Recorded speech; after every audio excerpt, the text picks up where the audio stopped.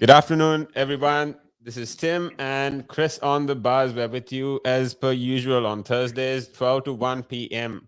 Talking about everything finance, helping you, upgrade your discipline in terms of, increasing your financial assets, increasing your wealth, your net worth, keeping your pockets full and then your problems low.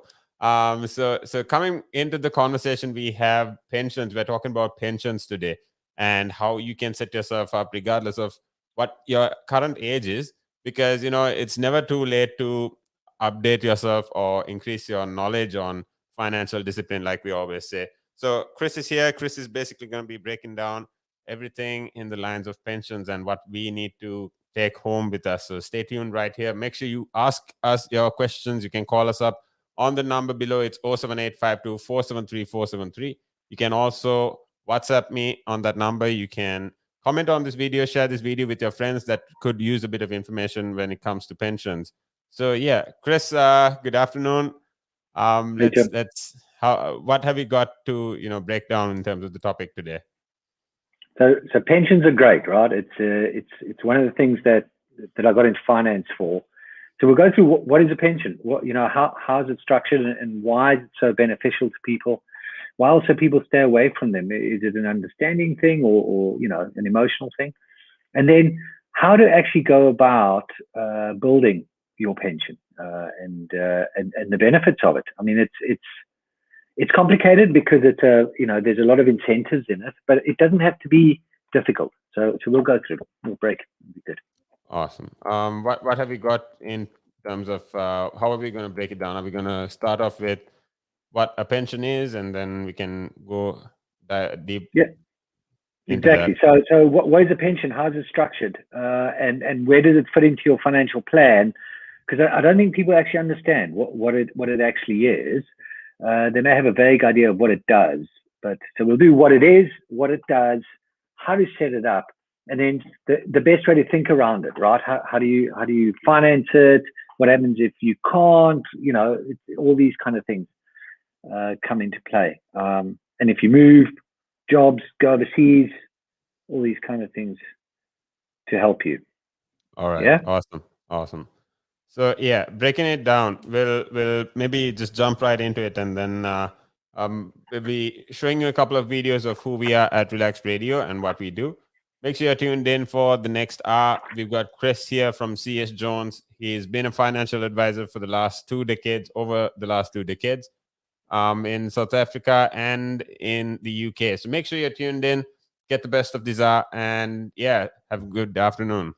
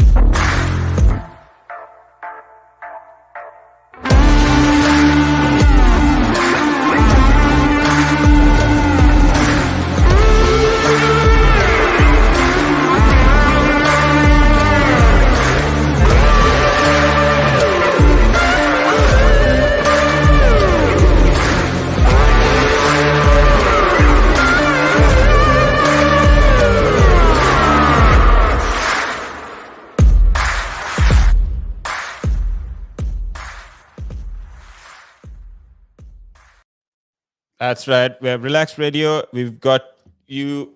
We've got stream. We're streaming basically on Facebook, YouTube right now. But if you want to join in on audio, you can join in on our app. Our app is free. It's on the Play Store. It's on Google Play as well. Make sure you download it and take us with you wherever you go. So Chris is basically going to be breaking down what pensions are and how you can benefit from them. What you need to know, what some people might not be telling you, and just to get the best of it. Chris, we can go right into it. Good. So pensions, start off. We've spoken a lot about financial planning, and we've done investments and we've done tax. Now, pension brings the two of those together, because what a pension essentially is, it's an investment. So it's invested in unit trusts mainly, but you can put other investments into it. It's got a tax wrapper around it. And that tax wrapper allows it to grow within that environment tax-free. And then just to make it a little more complex, that sits inside a trust, and it is overseen by trustees. So pensions are an advised product for that reason, because there's various layers of complexity, mainly driven by the tax that's inherent, or the tax efficiencies that are inherent in this product. So what people need to understand is that when you do save to a pension, you are saving into a trust. You are essentially a beneficiary of that trust. Now, technically, that is a discretionary trust, meaning the trustees of the pension, or the pension provider generally, the trustees, don't have to pay you that income. It's a discretionary trust. But of course they do, because if they didn't, then no one would save into a pension, or even less people than currently do it. So, and it's a trust protected as well, because it cannot be attached by creditors to bankruptcy orders. It shouldn't be stolen, although you do see some occupational pensions being ransacked, but it shouldn't have that. It's a ring-fenced portion of finance, so it's quite well protected. So what is a pension for? We kind of all think we know. Well, the basis of a pension is to defer income from today to when you retire, basically when you can't work or contribute to the community in a meaningful way that allows you to get income. And it's an important thing all around the world, and specifically in a place like the UK, where their state pension, or the UK state pension, is currently under quite a lot of pressure, because it's a pay-as-you-go system, meaning there's not a big pool of money that gets managed for the UK state pension. It's when we pay our national insurance contributions in, a portion of those get paid straight out to pensioners.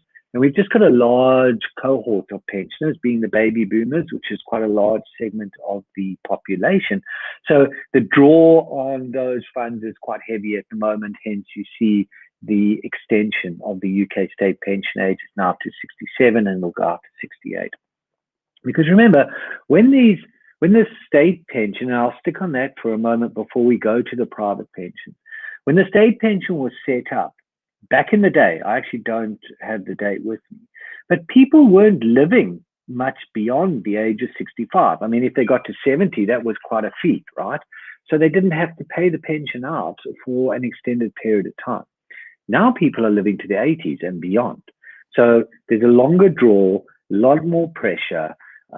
So the states want to ensure, or the government want to ensure, that we have an incentive to defer our income now, so that we can help or supplement the state pension, or indeed, if the state pension disappears, which is always a possibility, that we will still be able to, have income to live in our old age.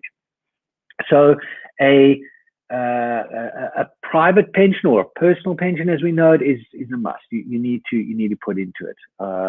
And this is, again, the incentives that come. So and again, Tim, stop me if I get too complicated, because it starts to diverge quite a lot. So I'm going to diverge. There's two types of personal pensions, being occupational pension, i.e. the one that is offered by your employment or your employer. Or if you own the company, you're doing it through your company. And then you've got the personal pension, which is one you do outside of your company or in a personal capacity. So there's two types. The structures are the same. There's no difference in the tax incentives, or there may be a difference in the underlying investments that get offered and the costings. However, there's no difference on the tax. So what happens is, when we talk about tax relief on pensions, it comes from the contribution to the pension. So when you put money in, you get what's called the tax relief, right? So in the UK, if you earn, and if you go back to our tax chat, if you earn up to £50,000, you're going to pay 20% tax on the amount above 12,500, which is or 12,750. So that amount is 20%. If you contribute to a pension, let's say £10,000, you will get that 20% tax relief.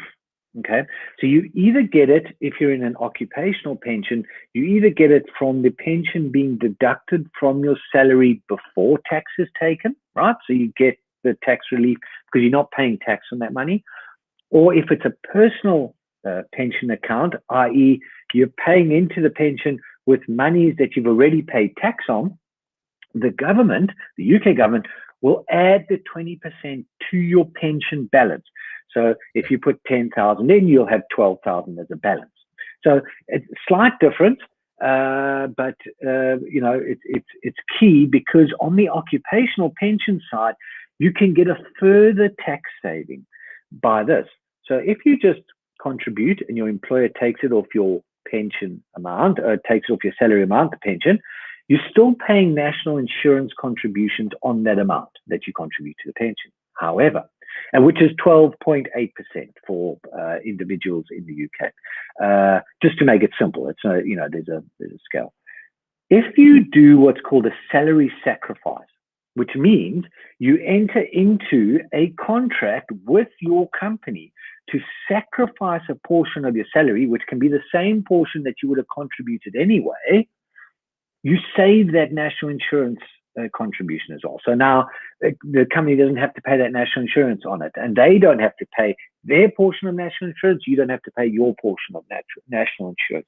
So that's just a very small example of why you need advice on this to structure it properly. So first off, contributing to a pension over any other investment, and let's say it's the same underlying investments that you want to go into. You want to go into, you know, a unit trust that tracks UK large companies. Now we put that into a pension. What you're going to gain is, on your contribution, you immediately get a 20% return. Immediately. I mean, it's ridiculous, right? There's not many investments out there, and especially in my world, there's no investments that can pretty much guarantee you a 20% return on contribution, right? Because you're getting the tax relief. Is there a minimum time you have to hold it in, or what's the story there, Chris? Which is exactly where I get to the next rules, right? So there's the pensions, because they give this this tax relief on contribution. There are a number of rules associated with the pension. So first of all is that you are limited to the amount of money you can put into a pension. You're limited annually, and you're limited over your lifetime here in the UK. Different countries have different rules. In the UK, you're limited to 100% of your salary, right, in the UK, up to a maximum of £40,000 per year. So if you earn £100,000 a year, you can't put £100,000 in, you put £40,000 in. Okay. Right. And it's, you know, you got to look at affordability. You've got to make sure you're still living, you know, able to live day to day on your monies. And there's slightly different rules for companies, but that's beyond this discussion. So that's fine. Then you have a lifetime allowance, which it used to be £1.8 million, and it's come all the way down to £1 million, and now it's slightly above £1 million, because it's a funny number, because it's increasing with the consumer price index each year. So they're just increasing it by inflation. And these rules, you know, can change every year with the budget. So you got to make sure two things.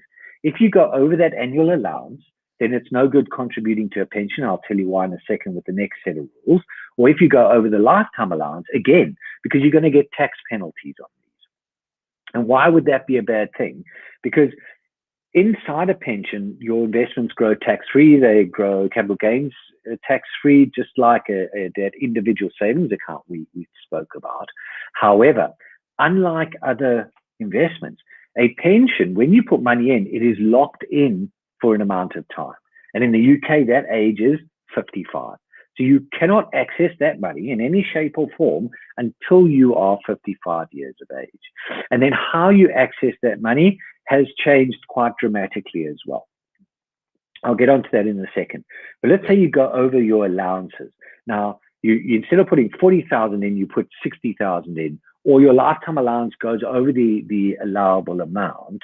The problem comes in, that'll grow and it'll all be fine. But the problem comes when you come to take that money at the age of 55. We do the calculation, HMRC, tax guide here in the UK, do the calculation, and they'll say, okay, for the amounts that you've gone over, you get up to a 55% tax bill on the current amount, not the amount you put in. It includes the growth on that. So you can really get yourself into trouble and it just becomes useless. So we make sure we're in those limits. So with the tax story, Chris, now, is there a reduction? What's the breakdown with the tax? Is it after the reduction of the pension, or does the tax come in before the reduction of the pension from your salary? What with the penalties? I'm talking about, let's say, for example, when it comes to the employer conversation, and you have agreed to them, allocating a particular part of your salary on a monthly basis for a pension. Yeah. If you pay tax after that or before that, does that vary? Is there any way that you can? This is a bit of a tax conversation as well, but how you can actually monitor or alter the amount of tax you're paying? You can, 100%, and we do it, especially when people are on the cusps, on the bridge of the level. So they are 20% or they are 40% taxpayer, but they just in the 40%, right? Okay. So you can bring them down to the 20% tax bracket by doing that salary sacrifice. Because let's say instead of £50,000 a year, you were earning £60,000 a year. So now on that £10,000, you're essentially going to pay 40% tax.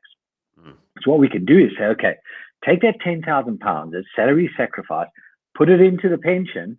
Now you're effectively on a £50,000 salary. Now you're paying 20% tax.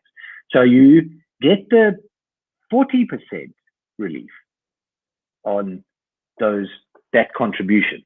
So you can get up to 45% relief on your pension contributions, so long as you would have paid that level of tax on that money, if that makes sense. So you can't get 45% relief on anything below 50,000 or 150,000. You've got to be in those brackets. How you get that extra relief is slightly different, and you just, we'll skip, but that's fine. You get the 20% relief, and then if your employer gives it through salary sacrifice, you get that automatically. However, what if you're doing it from a personal pension and you're still a 45% taxpayer? Well, you get the additional relief through what's called a self-assessment. If you're a higher rate or highest rate taxpayer, every tax year here in the UK, you need to submit a self-assessment to HMRC anyway. And then you can put your pension contributions in there, and they'll either give you the money back or offset it against any additional tax owed. So you can get that. The problem with that is, and I find this, is that when we do the calculations for people in their retirement, and I'll get into that in a second, we don't work out, if they're doing a personal contribution, we work it out on a 20% tax reduction, because very rarely does a person get that other 20% back and stick it in their pension. They go and spend it on holiday. So we just make sure we take that into account. Does that answer your question on the contribution? Chris, it does. And then so of course and when it comes to your personal your personal efforts in collecting your pension or putting up a pension, right? I think we can break down an ideal method that you would recommend and things for people to look out for?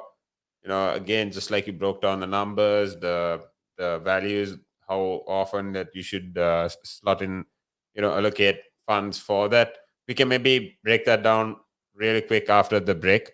But for now, if you are tuned in, everyone, we're talking about pensions and how you can basically prepare for, an easier life after, you retire, ideally when you're 65 or so. But till then, make sure you're tuned in on The Buzz, where with Chris till 1 p.m. today. Chris is a financial advisor. He's been in the industry for over 2 decades. He's sharing his experience, his knowledge here, and helping us to get ourselves up the ladder in terms of finance. Make sure you're tuned in. Don't miss a beat. We'll be right back after this break, but make sure you come back with some questions. And yeah, this is The Buzz again. You're with Chris and Tim. Good afternoon.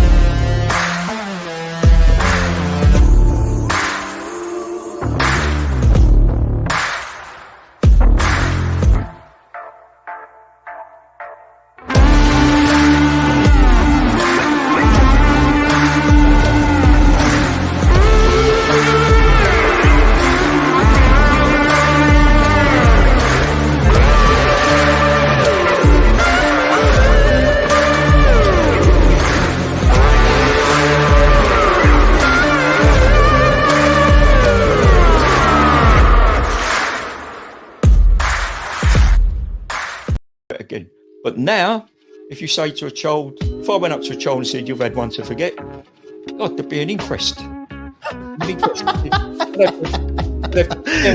Me, why did you reject my son? Oh, I haven't rejected your son. I want to talk about, how the generation gap, how much has changed, especially when you check the youth nowadays in comparison, to people back in the day.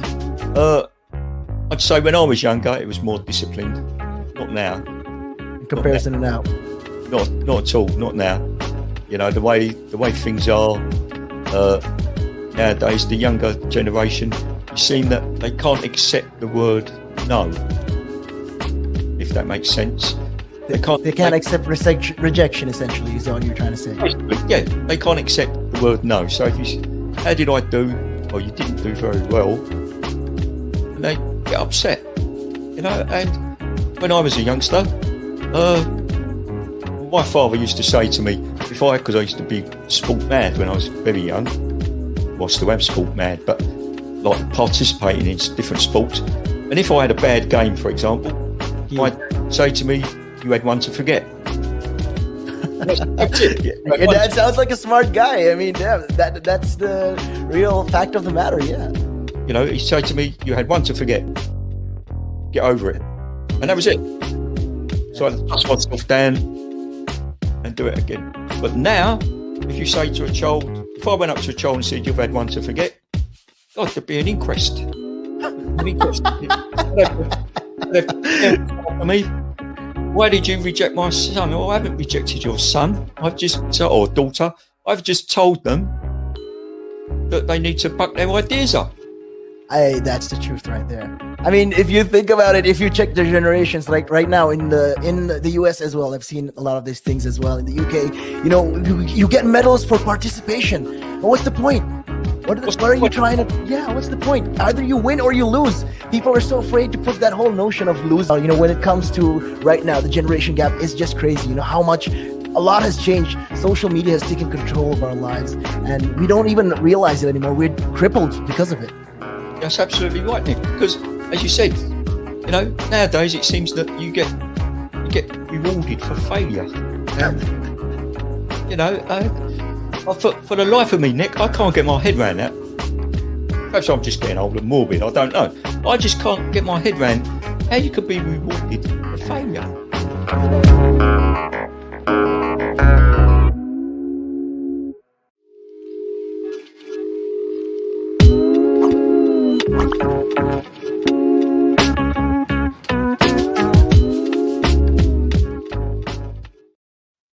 We were talking about how you can allocate your personal pensions or work with your employer in collecting your pensions. Now, Chris is here on the buzz as usual on Thursdays, where he's here till 1 p.m.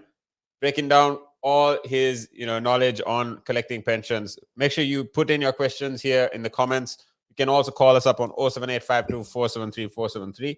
Keep us with you wherever you go. Our app is free now. It's live. Make sure you download it. And, if you're on Android or if you are on Apple, make sure you download our app. Make sure you're live and tuned in. Yeah. So coming back to the conversation with Chris, we were just to understand what steps we can take in a different method to, allocate your pensions if you are working on it on a personal manner on your own. So you automatically, when you start work, and you start paying national insurance, you'll be contributing or paying or accruing credits towards your state pension, right? And you need 35 years of national insurance payments to qualify for a full state pension, and that's not a lot. It's £160 a week or something. Then it is now law as well that you contribute to an occupational pension scheme, and it's called auto enrollment. So you automatically, I think, a lot of employers just automatically do it. Some give you a choice, and after your 3-month kind of probationary period, you go into it, and that's a good thing. So always opt into that if you have a choice. Make sure you are into that. It's there's a couple of government schemes that have been set up. One of the main ones is called NEST, which are occupational schemes specific for this. And yes, they don't have all the investment options. However, it's cost effective. You are saving towards a pension, and there is investment in there. And my general advice to most people is to say, put in whatever is required from your employer so that they can match you. So basically, if an employer says you put in 3%, we'll put in 3%, or if you put in 3%, they say we'll put in 2%. Do whatever the matching is, because that's important. And start that. What do you mean by that, Chris? When you say do whatever the matching is, what have you got a couple of examples for me to understand what you mean by that? Yeah, so what a lot of employers will do, or what all employers are required to do, is they're required to contribute on your behalf as well. So this isn't part of your salary. When you say contribute, what does that mean? So do you mean? Yes, it's part of your package, right? When you contribute to something, you take your money and you put it somewhere else, right? You put it into the pension. So as an occupational pension scheme, what's going to happen is the employer will contribute a portion for you, and you will contribute a portion for yourself. Let's say the overall contribution per month is £100. You contributing £60, your employer is contributing £40. That's free £40 for you. I mean, from your employer. So you must always do whatever level, because employers have different levels, right? They might say you have to contribute 60% and we'll do 40, or something like that. And it works off Okay. a percentage of your salary. So it's generally 3% of your salary, your gross salary, or 2% of your gross salary, or something like that. So if you're earning £100,000 a year, and the employer says, you put 3%, we'll put 2%, you putting $3,000, they putting $2,000, right? Of free money. Okay. Not just free money. Okay. If that makes it clear. It helps the employer because while you saving the 20% tax on that contribution, your employer is also saving corporations tax, 19% on that contribution. So they don't have to pay that.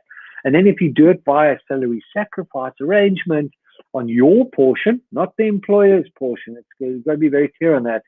On your portion, they'll save the national insurance payments as well. So it's tax efficient for both employer and employee. So that's your first start, right? You pay national insurance, you start accruing state pension credits, and then you have your auto enrollment scheme. You opt in and you start paying, and then you kind of start accruing these pension benefits. Now they grow slowly. This is long-term things. You know, pensions are not invested or not meant to be invested anyway, and most of them can't be invested in risky investment products. So you don't see massive returns. You shouldn't, because you're not going to see massive losses as well. You want this to grow over a long term, very steadily, very stable, and to make sure that this delivers the level of income required when it's needed, because that's what we do, right? So if anyone sits and says to you, oh, we can get a 15% return on your pension, be skeptical. I mean, just say, well, is that really what I want? Because, I spoke to my guy or my lady or my woman, and she said, in order to get XYZ income, you need to save this much money every month and get this return on your pension. And that's how we do it. And I'll go into that in more detail in a second. Right. So does that answer your question there? To start off on that, right? Yeah. Now, as you go through your financial plan and as you go through your life stages, you're going to get to a level where, yes, you can contribute more to your pension, and that's generally a good thing because you can tie this money up.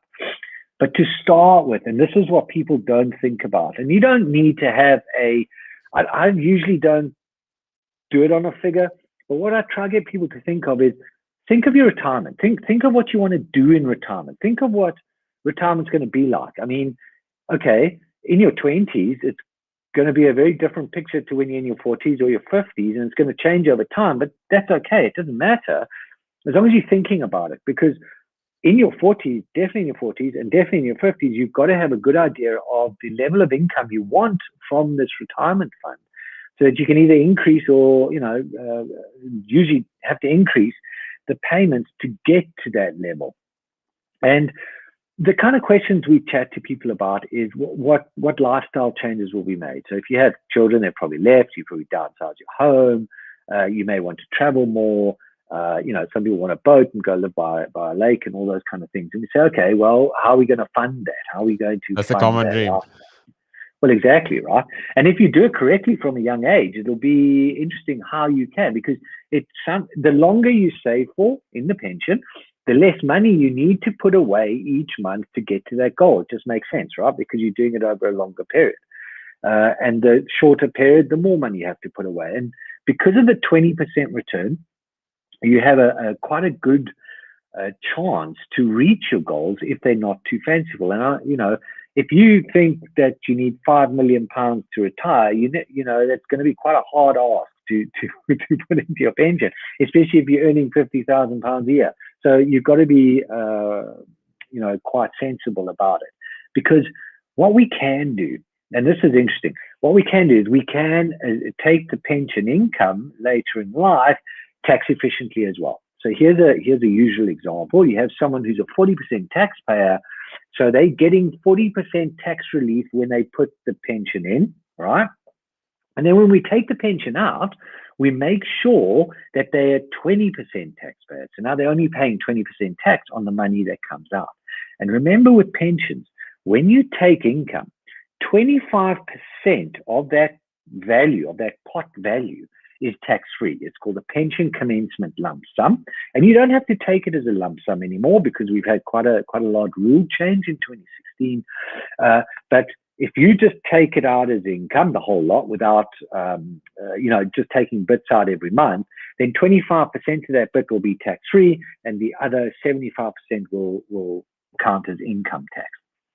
So how do we get a person's income to a level? Because you say, well, that if they're doing it today, it limits them to 50,000 a year, but they need 100,000 a year. So this is where we can employ different strategies in the investment. So we say, okay, maximize your pension contribution, so you get all of that tax relief and the 20%, the 40%, and all of that. And then we ensure, because we can do calculations, and I'm sure you've heard of present value cash flow calculation. Basically, we're discounting the cash flows that we expect later in life all the way back to today. So what you say is, because a pound today is only worth 90 pence tomorrow, right? Because of inflation. Okay. We know that. Yeah. So that's why we've got to discount it going forward. That's where the discounting comes in. And then we can bring it all the way back. So we understand what we need to do to get to these levels. So we supplement with the ISA as well, because an ISA is a brilliant strategy, because what happens then is, yes, you don't get tax relief when you put the money in, but the money grows tax-free inside the ISA. And then when you take the money out from the ISA, there's no tax on it either. It's not income that's taxed. So we can say, okay, we take from your pension up to the 50,000, and then anything above that you need, we supplement with the ISA. Or and there's a couple of people that we put this strategy together as well, is your pension's not quite where it needs to be, right? And you're slowing down work, you're 65, because remember, you can take your pension from the age of 55, but you don't have to. And you don't have to retire at 65. You don't have to take your pension then. Yes, your work may stop you, or you may have those HR limits, but it's not a legal limit in the pension world to take it at 65 or 67 or 70. When you get to 75, there's a tax consequence, but I'll cover that in a little second. So what these people say is, okay, my pension's not quite where it is, but if I kept adding into it, because I've actually got a second job that I'm going to go do now. I'm leaving my main job. I've got a second job. So I've got a little bit of income coming in. I can put that into my pension. And in 5 years, it will be where I need it to be. Then we can supplement the income through the ISA strategy as well. So, we can mix and match this quite nicely. Now, taking the pension can be quite complicated. It does need advice, even more so than when you're contributing, because as I just illustrated, there's various strategies that we can use to maximize your tax efficiency of bringing it up. Because some people may just take it out. And I've had people almost do that, and suddenly they're going to pay a 45% tax bill on that money, where it's not necessarily so. You don't need to do that, right? If you take your pension later and later, it's going to accumulate more and more and more.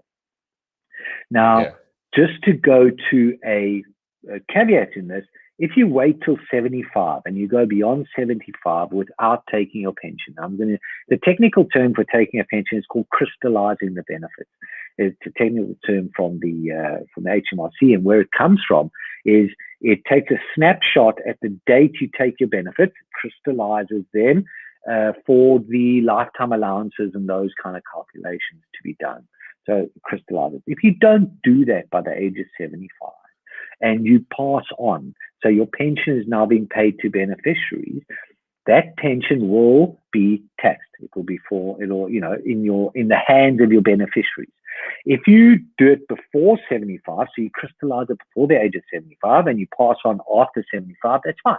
It'll go to your beneficiaries in a tax efficient manner. So those decisions need to be made as well, to ensure that you're not putting an additional potential tax burden on someone else because you didn't take your pension. So you can see it gets quite complicated, and I am simplifying it quite a bit now just to keep it flowing. But we can certainly maximize the contributions from a tax point of view. We can maximize the exit, i.e. taking the income out, which is brilliant. And then in between, we need to ensure that we maintain a strategy, and it's always going on and on and on, and every year it changes, because I ask the same question, How do you feel about retirement? Has it changed? Have your goals changed? So that we're getting that income target with pensions and with other investments, and we're maximizing the risk taken for that person's particular profile to ensure we get the right return. Right. So yeah, So coming to understanding what your target is you are, whichever age. Now, what maybe we can break it down after this quick break again, but just to understand how you need to put a target on your pension plan as well, and because you need to consider, just like you said, with inflation, you need to consider the cash flow factors there. You need to consider how much you're saving, and then what your expenses are going to be like when you hit that particular time in your life as well. Yeah. So maybe we can break that down right after the quick break. We have about another talk segment left, but stay tuned, everyone. We are going into the last talk segment with Chris. We are breaking down pensions and why you need to make sure you're literate on the topic here. Chris is basically, he's been in the industry for over 2 decades now, and he's been advising people with regards to finance for multiple reasons, and he's now running CS Jones. That's his financial consultancy agency. So make sure you ask us all questions related to finance, related to pension planning, and then share this video with your friends as well. Stay tuned right here. You're tuned in on Relax Radio with Chris and Tim. As usual on Thursdays, we'll be in till 1 p.m. Good afternoon.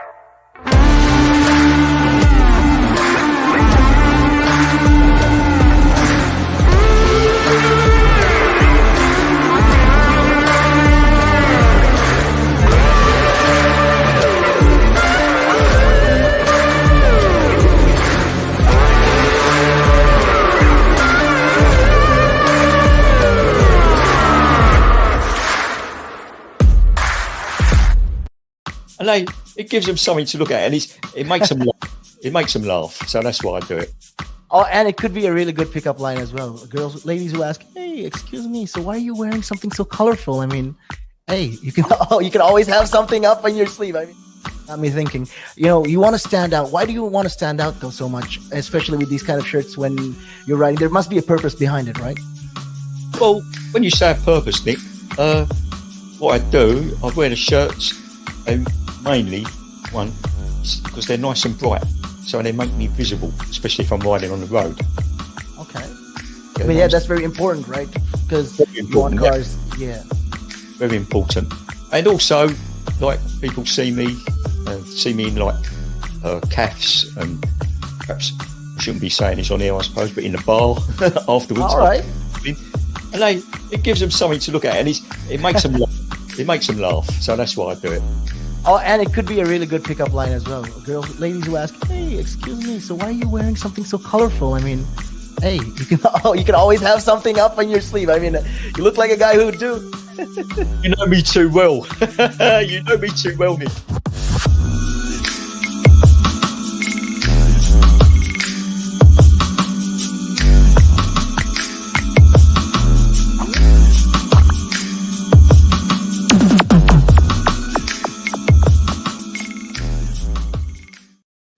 That's right. That was Nick and Kevin on Real Talk. So if you want to listen to that show, that's basically from 3 to 6.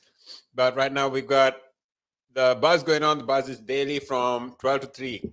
We're breaking down the last talk segment with Chris to help you understand in terms of your pensions, in terms of your planning, your targeting for your allocations of funds, and how you need to allocate your costs after you start collecting your pension as well.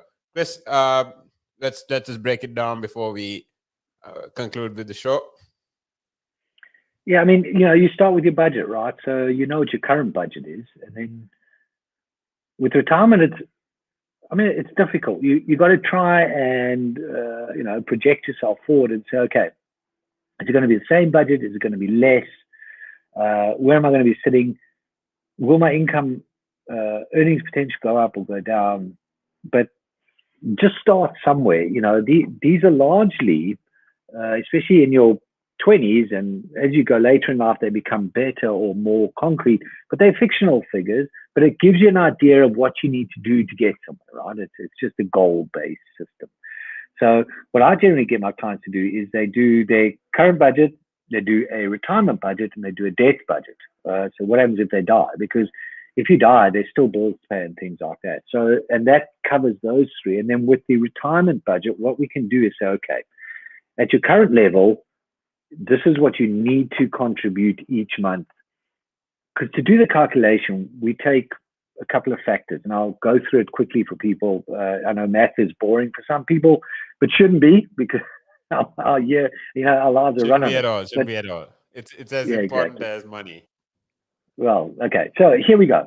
So what we do is we take inflation, and I think we take a static value of inflation, and generally use 2 or 2.5%. And you say, okay, so that's inflation because that's going to reduce the value. Then we take a rate of return, and again we keep it static for this example. And let's say it's a balanced or a middle of the road risk person, so we can do anywhere between 5 and 7% depending on the market, and these change year to year. And so the inflation reduces the level of return, right? Because that's how we can get that discount. Then we get the amount of contribution that person is putting in, and for how long they're going to put that amount in. And is that amount going to increase or decrease?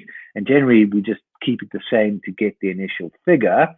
And so we have the amount and we have the term.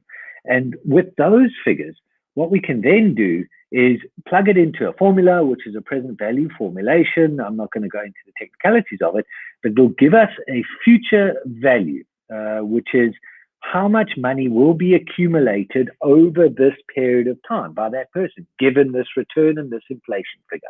So it's, because of course we've got the magic of compounding, so this takes care of that, and it'll come up with a figure, whatever that figure is.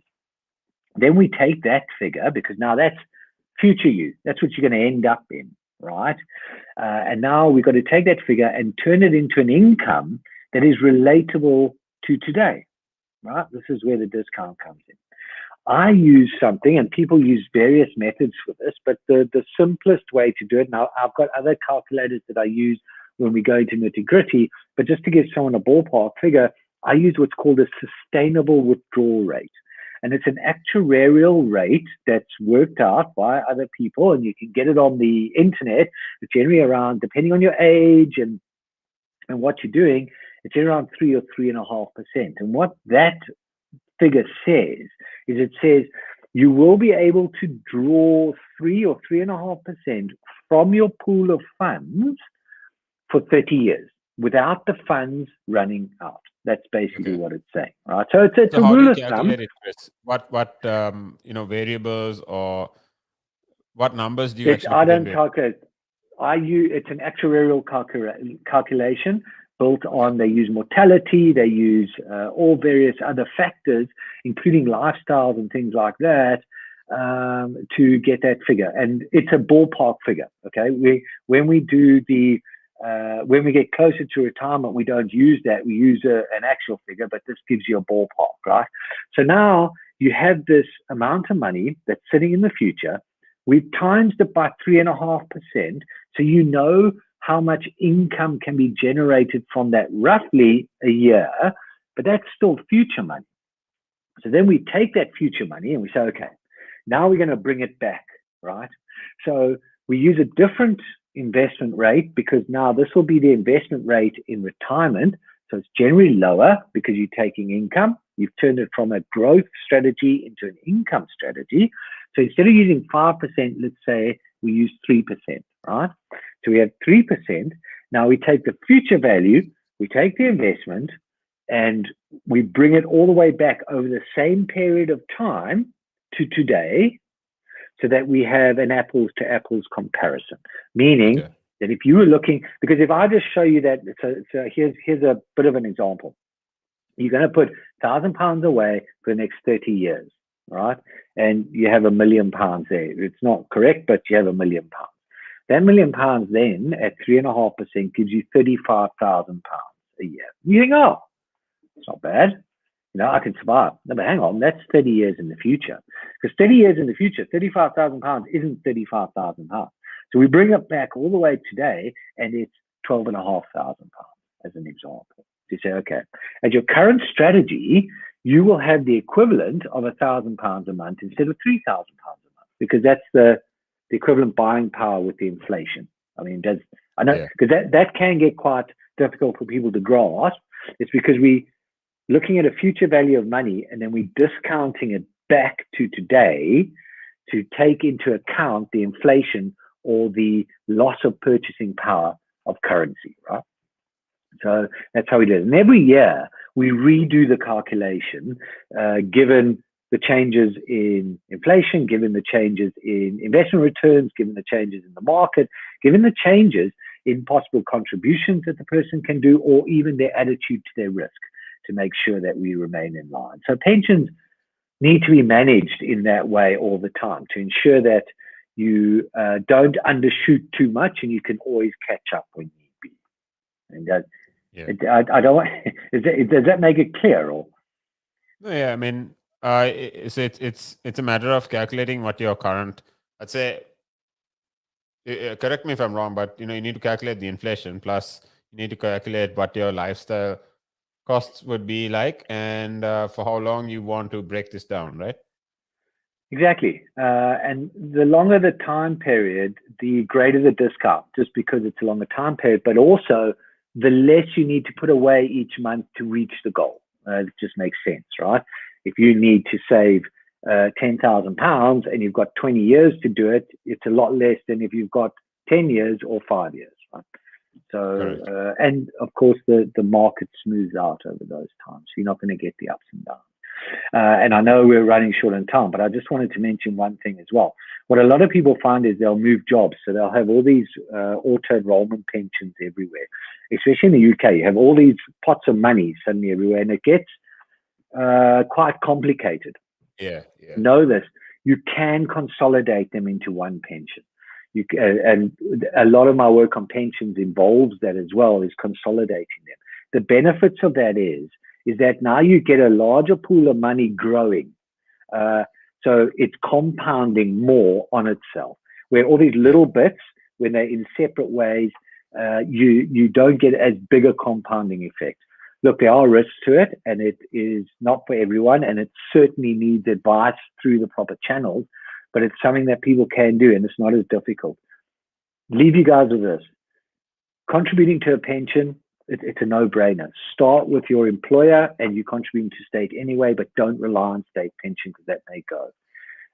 But your employer is a good start. And if you start doing it at the age of 20, when you start working, it's even better. Then as you get into your 30s and as you go into your 40s, then you can start thinking of your personal pensions and ramping up contributions as your disposable income increases. Always have an advisor. It's ideally that time that people actually start, putting a bit of thought or action into pensions, right? But just like, and there are pension providers out there that give a non-advised solution. Okay. Yes, you can use them, but be wary, because yes, they may seem cheap and cost effective, but this is a complicated area of finance, and it definitely needs advice. And I know for myself, I'm not that much more expensive than a Pension Bee or someone like that. I've got friends who use Pension Bee, but bearing in mind these are professional investment people, right? And they still aren't managing it correctly. So yeah, be wary. Talk to them about it and saving a pension. It's all good. That's right.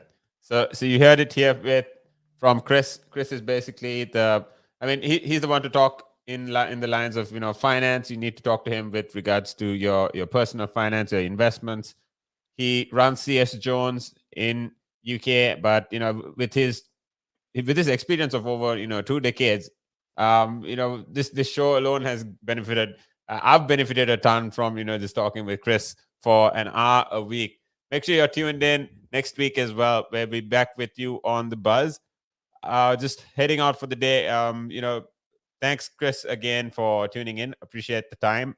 Looking forward to next week. Good man. What's on next year? I think we've got estate planning, don't we? Also? Yes, it is estate planning. We'll need to decide on what we're doing afterwards. But yeah, we've got estate planning, and then what you need to. I think there's quite a bit that we can do with regard to estate planning. I actually have a couple of questions that I could pop up now. But then yeah, looking forward to it. Good stuff. Yeah. Thanks, Chris. Appreciate the time. Cheers, babe.